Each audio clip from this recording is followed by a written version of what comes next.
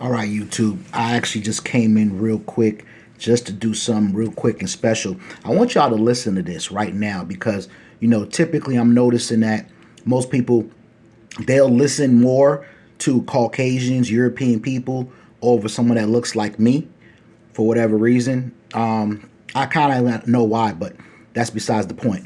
The point is, I want you guys to understand why I created this channel and what the issue is, right? So listen to this, and then I'll just break down on it afterwards. Especially American capitalism is in very deep trouble right now. That's something you and I should talk about. It is causing difficulty for more and more Americans. And as they experience that difficulty, for example, there's too much month at the end of the money for large numbers of people, and they have to face that a dozen eggs is now a major expenditure, and whereas they used to have them for breakfast without thinking about it, on and on. Going to college is unaffordable for millions. Having your own home is an American dream way out of reach for the majority of our young people. As this system breaks down, stops working, as the jobs we have are crappy, as our futures don't look any better, the interest in alternatives becomes greater. That's just a normal human adjustment. That was one of the reasons why I wanted to share this. Alternatives. Thus, the name of my channel, Alternative Funding Solutions, right? We need to look at alternatives. The traditional way of doing things, especially when it comes down to finance specifically, it's not working. Let's continue. Here's the thing, the more people like you, especially you, because you have a large audience, you are listened to, people think about the things you say. If people like you, but also ordinary people going about their ordinary lives, if they start thinking about alternatives, like a worker co-op business, for example, they will find the ways. They will be creative in how to do it. Look, there is something called the United States Federal Worker co-op, being creative, key words. Let's continue.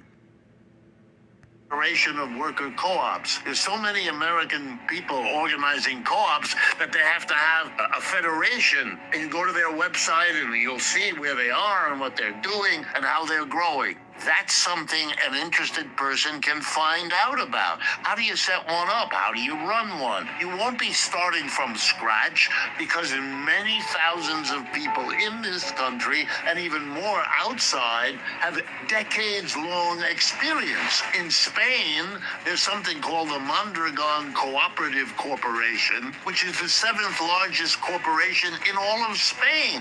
It has its own university that teaches people how to raise the money for a cooperative business, how to run it, how to grow it. That information, that literature, the teachers, it's all in place. It now only needs people to say, hey, why is it that here in the United States, in business schools, where I have taught in part of my life, we teach only about how to start a capitalist business, how to run a capitalist business. We don't even offer our students courses that say, well, here's an alternative way to run a business.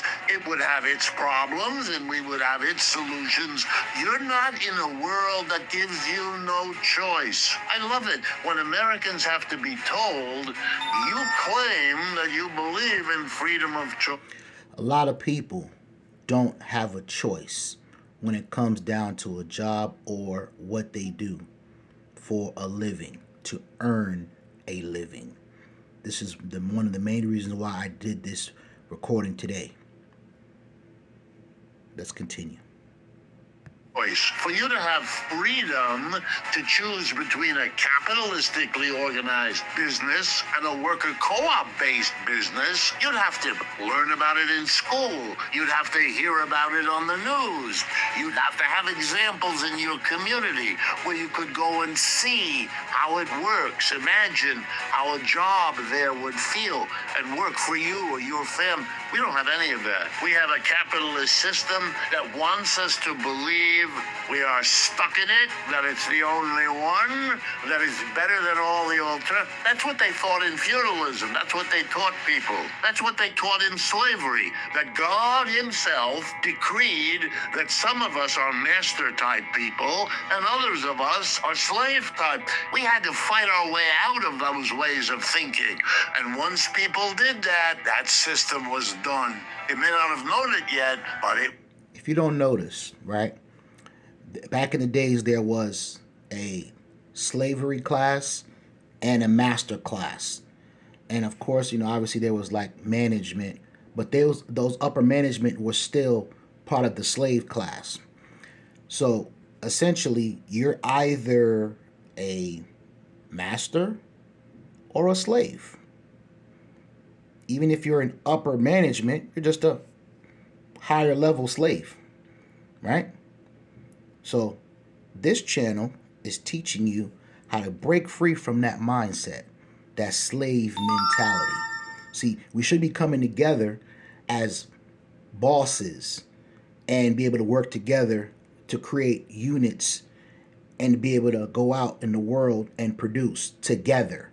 See, obviously, you try to do it by yourself, but then you get a paycheck every week because you have to wait for your job to actually deposit into your account or give you a check to go cash.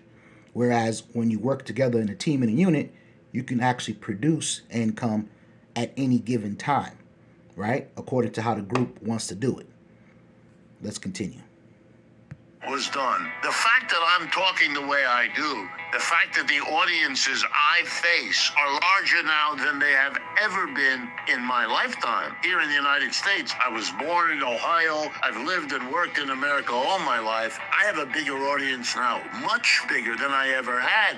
And it's not because of me. It's because these issues are now coming up, and you and I and people like us are some of those that welcome those issues coming up and want to talk about options and actually give the American people the freedom of choice this system otherwise keeps hidden from them.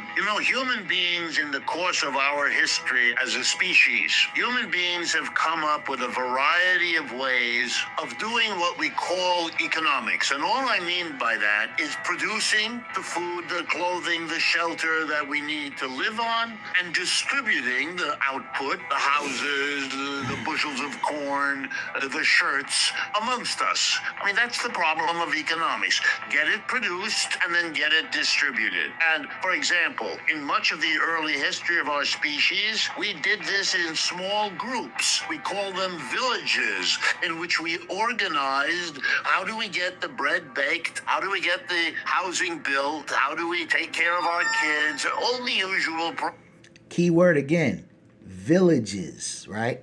Remember the old saying, it takes a village to raise a child? Now everybody's on some separatist mindset.